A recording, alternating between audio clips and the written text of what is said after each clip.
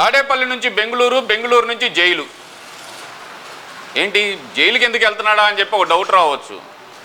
తప్పు చేసి తప్పుడు పనులు చేసి జైల్లో ఉన్న వాళ్ళ నాయకుల్ని కలవటానికి వెళ్ళి అక్కడ కూడా పాపం మన జగన్మోహన్ రెడ్డి అనాలా లేదంటే కనుక ఏమనాలో కొంచెం కన్ఫ్యూజన్గా ఉంది.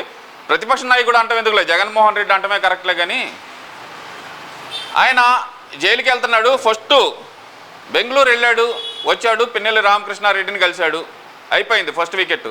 అక్కడికి వెళ్ళి ఏం చెప్పాడు, అప్పుడు దాకా పాపం పిన్నెల్లి రామకృష్ణారెడ్డి నేను ఈవీఎం పగలగొట్టలేదు, మార్ఫింగ్ చేశారు అది అని చెప్పి అప్పుడు దాకా చెప్పాడు. అక్కడికి వెళ్ళి ఏం చేశాడు మన జగన్మోహన్ రెడ్డి, మావాడే పగలగొట్టాడు అయితే ఏమైంది అన్నాడు.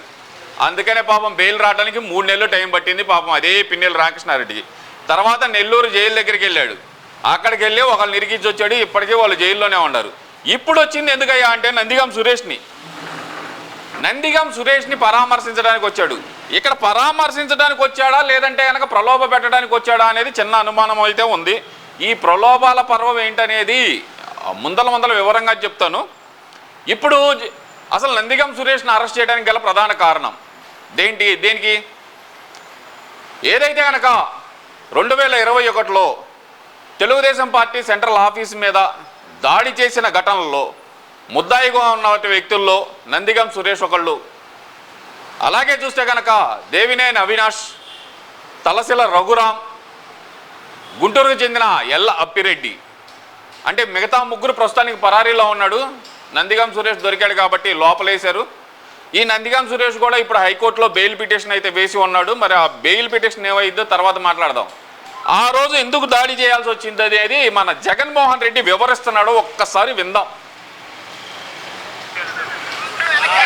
నేను అడుగుతా ఉన్నా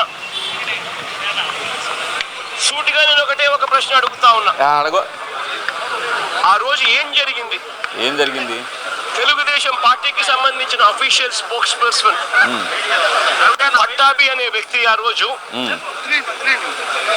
సిట్టింగ్ ముఖ్యమంత్రిగా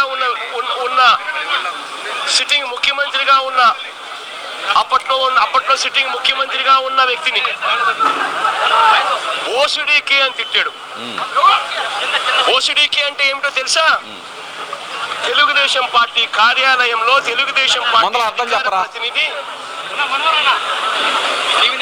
ముఖ్యమంత్రిని ఆ రోజు అన్న మాట లంజా కొడక అని. ఇప్పుడు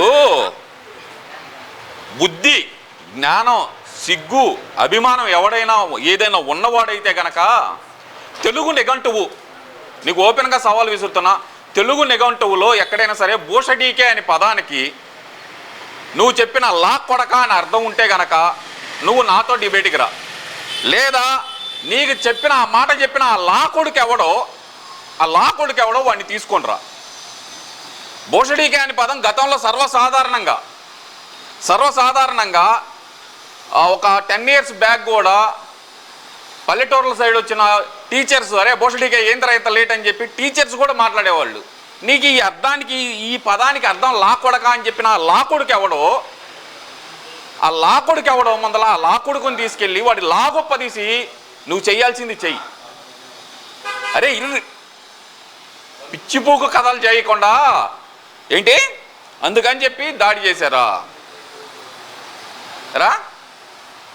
ఒక తల్లిని తిట్టారు అని చెప్పి సింపతి గేమ్. ఈ వర్డ్ ఎక్కడ మొదలు పెట్టావు? పోలీస్ పెరేడ్ గ్రౌండ్స్లో ఆగస్టు 15 రోజున నువ్వు ఈ పదాన్ని తీసుకొని పోలీస్ పెరేడ్ గ్రౌండ్స్లో అంతమంది పోలీసుల మధ్య లా కొడక అని మాట్లాడావంటే కనుక నీ భాష, నీ సంస్కారం అనేది అక్కడే అర్థమవుతుంది. పులివెందుల పులిబిడ్డ అంటాం కాదు, పులివెందుల పొయ్యిలో గెడ్డవరా నువ్వు. పులివెందుల పొయ్యిలో గెడ్డవి నువ్వు. ఎందుకంటున్నానంటే కనుక పులివెందుల ఆ రోషం కనుక ఏదన్నా ఉంటే కనుక ఇంట్లో ఆడవాళ్ళ జోలికి వస్తే కనుక వాళ్ళని ఏం చేయాలో అది చేస్తారు. కానీ నువ్వు ఆ దాని మీద కూడా తల్లిని తిట్టారు అనే దాని మీద కూడా సింపతి డ్రామా ఆడాలని చూసావు కదా. ఇంకా ఏదో మాట్లాడుతున్నాడు వీడు, ఇందాం.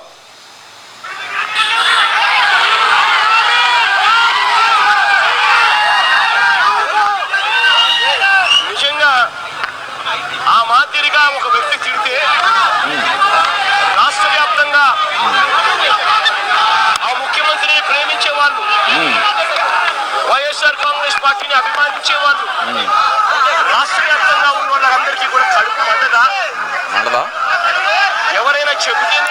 చేస్తారా? కడుపు మండిన వాళ్ళు అయ్యా మండదా అంటున్నావు. నేను స్ట్రైట్గా అడుగుతున్నాను నేను, జగన్మోహన్ రెడ్డి, నువ్వు అసెంబ్లీ సాక్షిగా ఎవరో మీ ద్వారంపూడి చంద్రశేఖర్ రెడ్డి ఏం వాగాడ్రా? DNA టెస్ట్కి సిద్ధమా అన్నాడు. అప్పుడు మాకు మండదా? ముండమోపి మాకు మండదా? మీ పేటీఎం కుక్కల చేత అందులో ముఖ్యంగా వల్లభనేని వంశీ నా కొడుకు కనుక ఇప్పుడు ఆంధ్రాలో కనుక ఉంటే కనుక వాడి కింద నుంచి పెట్టేవాళ్ళ రాడ్డు. ఏమన్నాడు? DNA టెస్టులు ఎవరికి పుట్టారో ఎలా పుట్టారో తెలుసా? మాకు మండదా? మాకు మండితే ఎలా ఉండిద్దో చూపించమంటావా?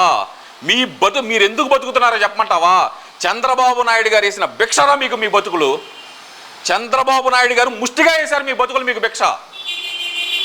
ఆయన గనక ఒక్కసారి తమ్ముళ్ళు మాకు మండింది నాకు మండదా అనే మాట ఆయన గనక ఒక్క మాట అనమనండి. మంట అంటే ఎలా ఉండిద్దో, ఆ విశ్వరూపం ఎలా ఉండిద్దో చూపిస్తాం. కానీ ఆయన శాంతి సహనం, ఒక చెంప కొడితే రెండో చెంప చూపిండి అంటున్నాడు. కానీ ఒక్కసారి మండదా అని ఆయన అనమనండి.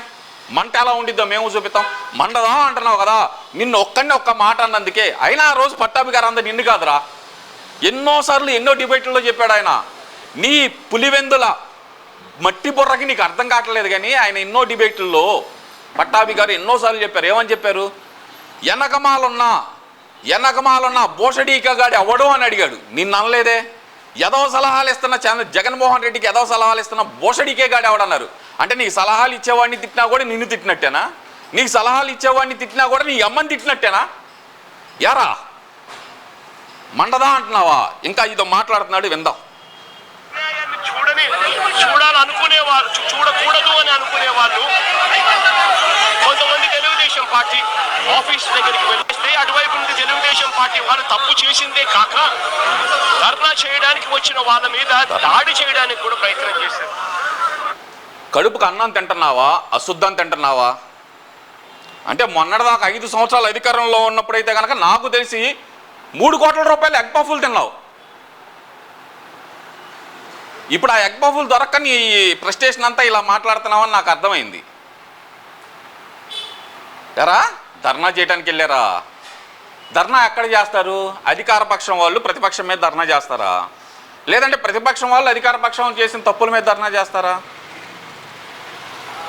అసలు నీ పుట్టుక అనేది మనిషి పుట్టుకేనా? శవాల కోసం ఏదైనా చేయడానికి సిద్ధపడతావు. కానీ ఆ రోజు నీ దరిద్రం ఏంటంటే కనుక నువ్వు ఆ రోజు ఎవరినైతే వాడుకున్నావు వాళ్ళందరూ SC ST BC మైనార్టీ వాళ్ళందరినీ పంపించావు. కానీ నీ రెడ్డి సామాజిక వర్గానికి చెందిన ఒక ఎల్లప్పిరెడ్డిని మాత్రం కాపాడుకున్నావురా నువ్వు ఇప్పటికి కూడా. ఏంది ధర్నా చేయడానికి వెళ్ళారా? ధర్నా చేస్తారు, ఎలా చేస్తారు మాకు తెలియదు. కావాలి ఒక్కసారి ఆ విజువల్స్ చూపిస్తాను మీకు.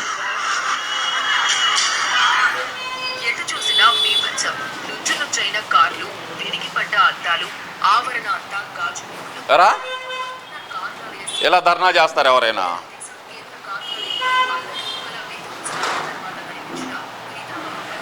ఇది ధర్నా చేసే విధానమా నీకు?